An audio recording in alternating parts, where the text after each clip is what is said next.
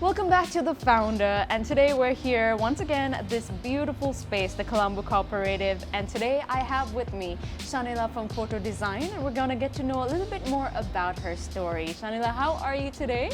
Good, and thank you for having me. Awesome, and how has your morning been so far? Good, thank you. Good? Okay, awesome. So tell me a little bit more about your company. Okay, so Foto Design is the name of my company, and we specialize in custom picture framing. So let me be brief and tell you my tagline, which is art becomes personal once defined by a frame. Wow, that's amazing. So be it a painting, a photograph, an object, whatever it is, if you like it, frame it. If you like it, frame it. That's pretty awesome. Shanila, tell us when your company started. Okay, so Foto Design started in 1986, way before my time, but it was started by my dad, and it was actually a hobby of his which he, I guess, didn't have much time to run. Started with only laminating. So when I took over, it was 2002. I didn't really intend to take over.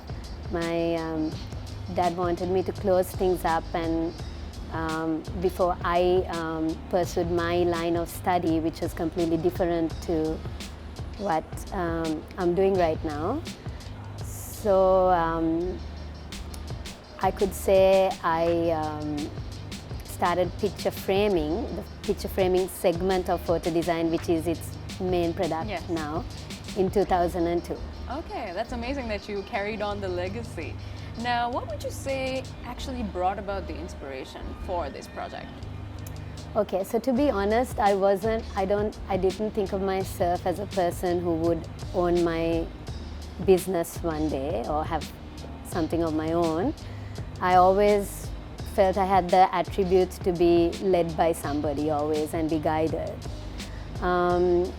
So there was one story though that caught my eye, and that was the story of Anita Roddick and how she transferred her interests and her passion into her business, which is now known as the Body Shop. Body Shop, yes. So one little story that she says is about how she visited Sri Lanka, and she was traveling and she saw these village ladies use pineapple on their face, and that got her thinking to do these natural products, and that was an inspiration for her to start the Body Shop. So that story excited me, but then again I didn't really think about having my own place. But when my dad told me to close this business down, and I was looking into what I could do, and suddenly out of nowhere the picture framing part came into my head. The fact that a picture frame can transform a painting or whatever is valuable to the customer, can transform it and give it new life, that became my inspiration and a fun thing to do, transferred into my passion. So yeah, what a beautiful inspirational thing that you picked up from a person like Anita Roddick, right? I believe one thing that a lot of people have a lot of difficulty in, they have ideas, everyone has ideas, but putting into practice is the challenge. And what would you say brings about ideas for you? Okay, so a lot of people have ideas, but what I feel is looking into the finer detail of implementing those ideas are probably not looked into, because you get excited when you have a new idea, and you just want to go and do it.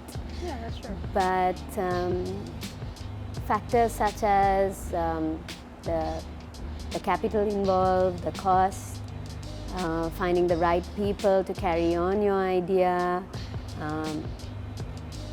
knowing and studying your target audience, all of that needs to be accounted into in order to pursue that idea that was born. So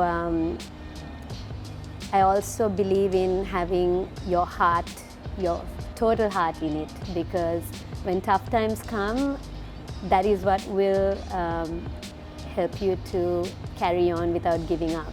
Yeah. So when you think of an idea, I think you just need to look into the big picture. Yeah, and everybody can take an example out of that as well. Yeah. So tell me about, one of the things that you had to do is like take over your parents' company, right, in 2002, I believe. And obviously there would have been challenges. So what was the toughest challenge that you had to face? Okay, so when I took the company over, my dad wasn't really expecting me to take it forward, because he was just thinking of closing it down because it's not his main business, But I got excited when I saw this picture, when I thought about this picture framing thing. So it was a company that already had its staff, so changing that mindset of the staff, they were quite rigid, probably perceived me as a small brat, maybe. Also, the company had a loan, so I was stepping into kind of a liability with this little dream of mine. And this constant thing in my mind, am I doing the right thing? I've studied and I've come back to get into the corporate world. So that balance was there. Those would be the challenges. So challenges, yeah, we spoke about that. But now tell me about what marketing strategies that you had to face particularly.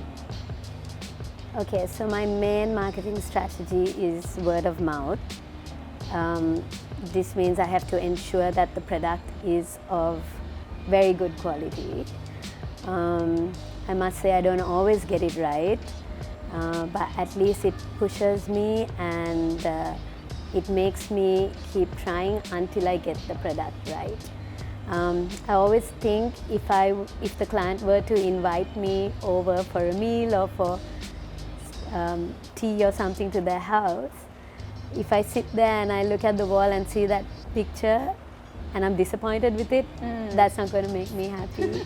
So I always think of it like that.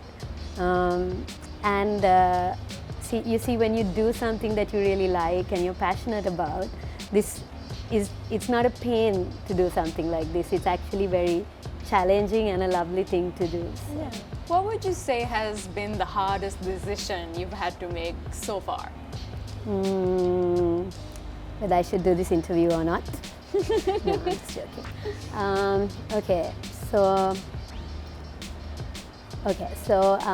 When photo design was quite new, and I was trying to get my name out there, we got approached by a high-profile client. Okay. I was so excited because I thought, okay, this is my chance to make it, get out there, and then he will go and tell everybody about me, and then, I'm quite sorted then. So they had a very short deadline. It was a big challenge, and we took it over, we did it. But however, when we handed over the finished products, I myself noticed a small mistake done on our part. But the client didn't notice it, and neither did his team, and they accepted it. Okay. But this was bothering me, so I was toying with the idea of, should I tell him and lose this opportunity of making it, Okay. or should I just let it go unnoticed, kind of thing. But then when I really thought about it, I always wanted the foundation of my business to be built on honesty. Yes. So I went ahead and I told him what happened. Okay. But he was so appreciative of it. Okay. That in the end, he continued coming to me, brought much more orders, and encouraged all his colleagues to come to me as well.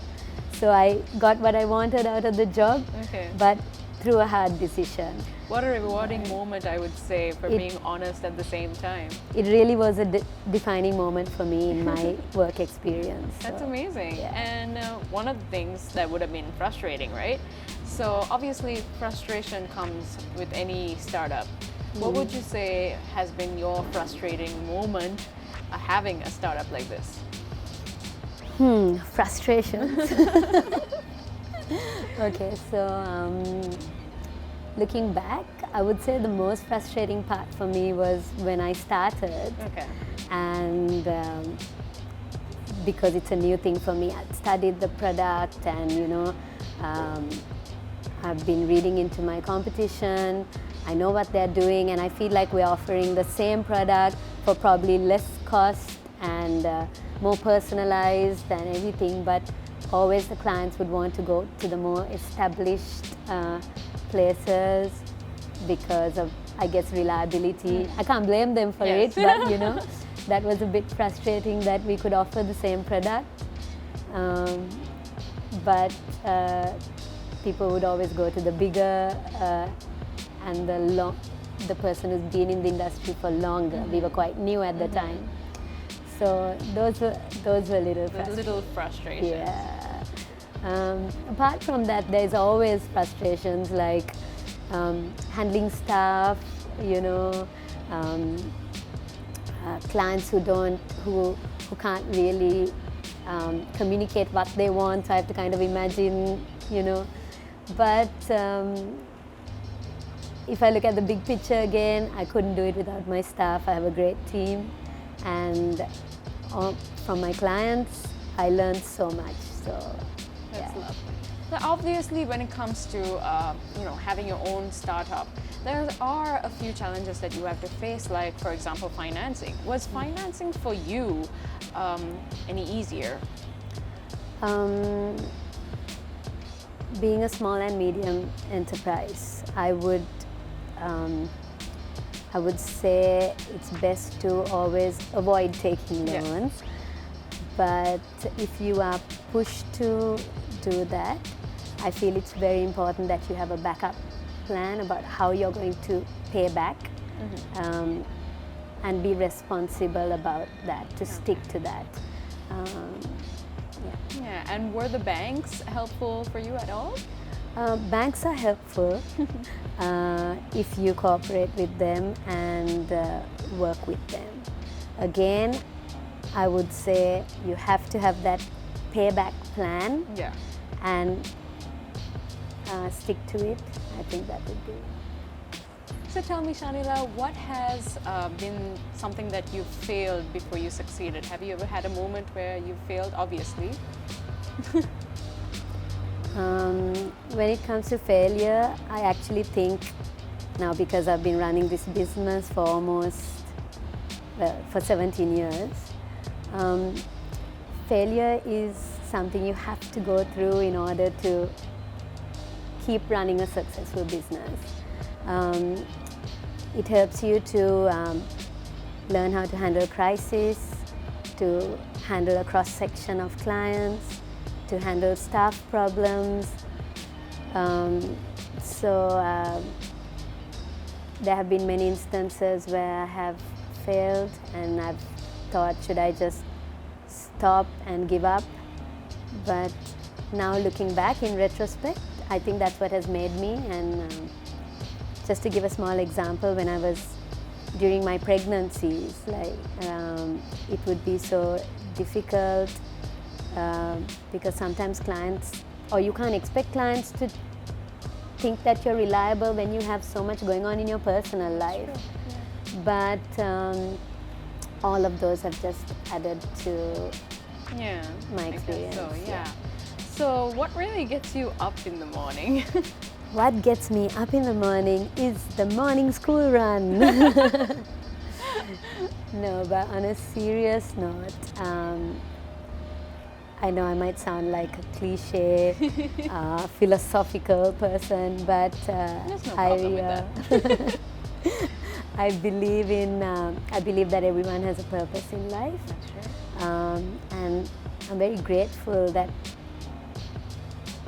there is life. So I always think that every day is a new day to a new opportunity to be of some kind of influence to the people that surround you. On a daily basis, I meet my staff, I meet even my family, my children, my husband, my friends.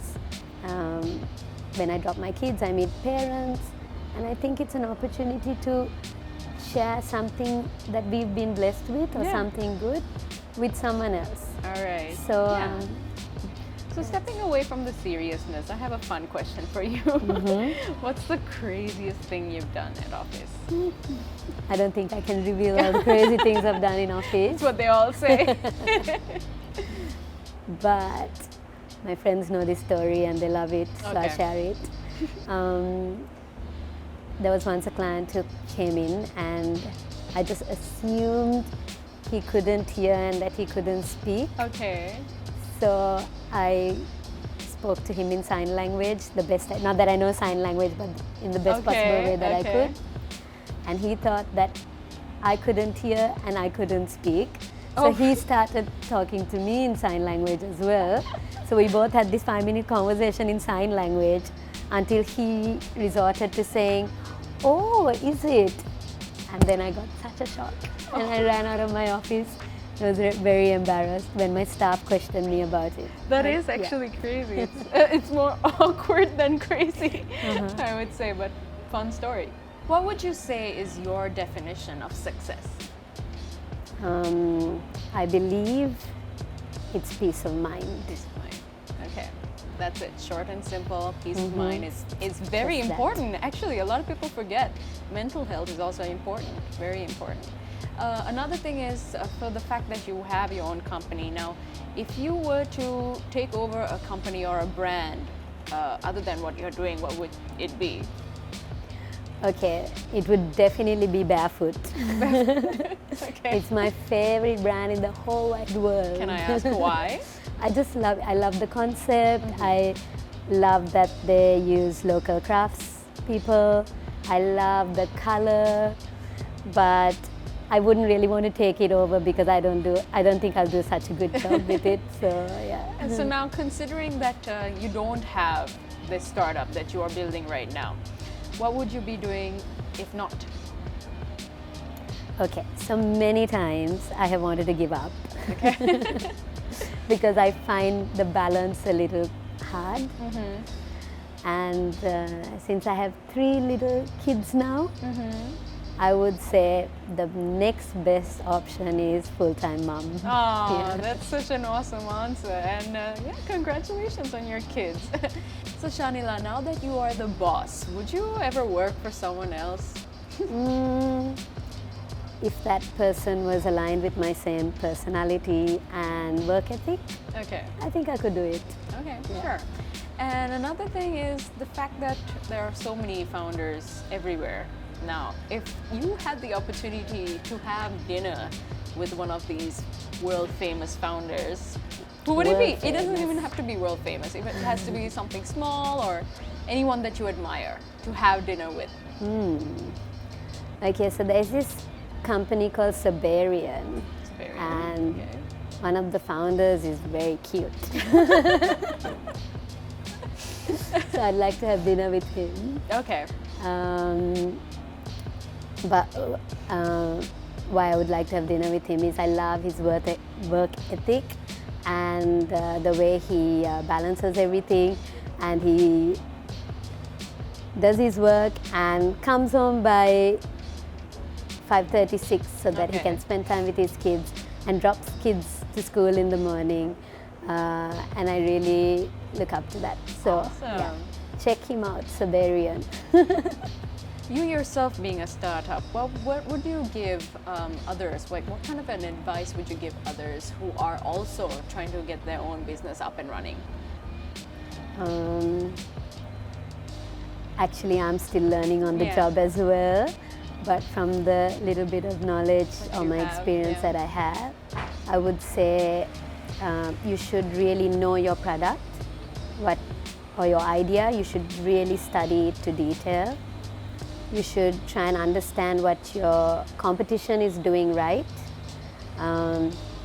One big thing I have learned is you should be ready to accept faults Yes. in a good way so that you can turn it into a positive and get to know your field better.